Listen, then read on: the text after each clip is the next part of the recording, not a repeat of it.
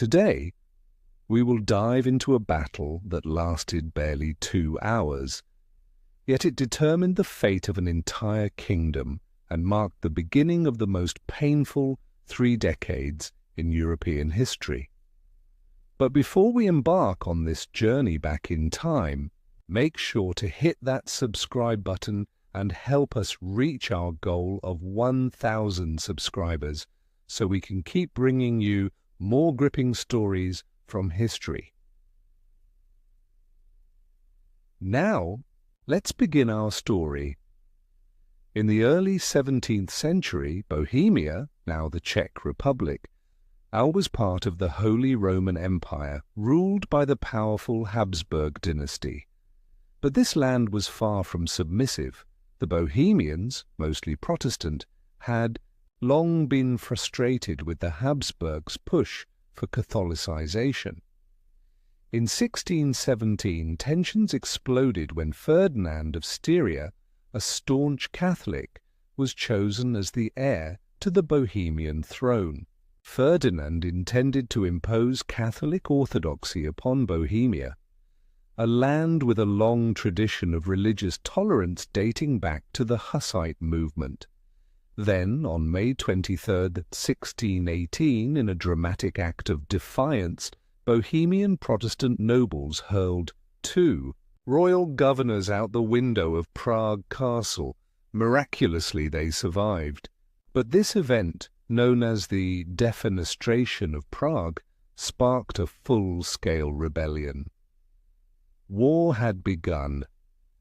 The Bohemian nobles deposed Ferdinand and offered the crown to Frederick V, the Elector Palatine, a young and idealistic Protestant leader. Frederick accepted, dreaming of leading a powerful Protestant alliance, but he miscalculated the situation. Though deposed in Bohemia, Ferdinand soon rose higher. In 1619 he became Holy Roman Emperor Ferdinand II. Quickly he rallied support from the Catholic League, led by the seasoned General Count Tilly and bolstered by Maximilian I of Bavaria. A powerful Catholic army was mobilized, well-equipped, disciplined, and financially backed. They marched toward Bohemia, determined to restore Habsburg control.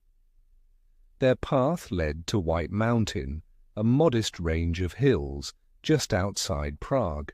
There, around 15,000 Bohemian troops, it is including local militias and foreign mercenaries, dug in to face a Catholic force of nearly 27,000, better trained, more experienced, and outnumbering them almost 2 to 1. On the morning of November 8th, fog blanketed the Bohemian woods. Then came the trumpet call. The Catholic army advanced. For the first hour, Bohemian forces held their ground, using the terrain to their advantage. But the unrelenting pressure from Tilly's and Wallenstein's troops, the latter, a brilliant Catholic commander, began to break their lines. Frederick V was not on the battlefield. He remained in Prague, hoping for a miracle. But no miracle came. By midday, the Bohemian resistance had collapsed. Mercenaries fled. Bohemian soldiers either surrendered or were slaughtered. In less than 2 hours, the Battle of White Mountain was over. A decisive Catholic victory. Frederick fled Prague with his wife and child, seeking refuge in the Dutch Republic. His reign in Bohemia had lasted less than a year.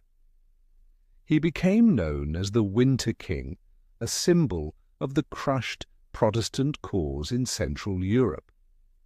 After the battle, Ferdinand II unleashed a brutal crackdown.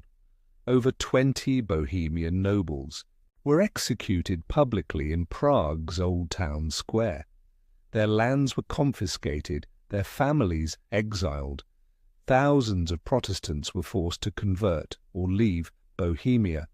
The Czech language was gradually replaced by German in official matters. The native Bohemian nobility was wiped out, replaced by a new Catholic elite loyal to the Habsburgs. Bohemia, once a vibrant cultural centre during the Hussite era, now fell into a long, dark period of repression and foreign control. Though the Battle of White Mountain ended swiftly, the 30 Years' War was only beginning. Far from ending the conflict, this Catholic triumph ignited a wider inferno. Soon, Denmark, Sweden, and eventually France entered the fray. Protestant and Catholic powers turned Central Europe into a giant battlefield. Civilians starved, died of disease, or were massacred. And so the Battle of White Mountain came to a close. Thank you for staying with us until the end of this journey. If you found this story compelling, don't forget to like, leave a comment, and subscribe to our channel so you won't miss the next dramatic chapter from the annals of history. See you in the next video.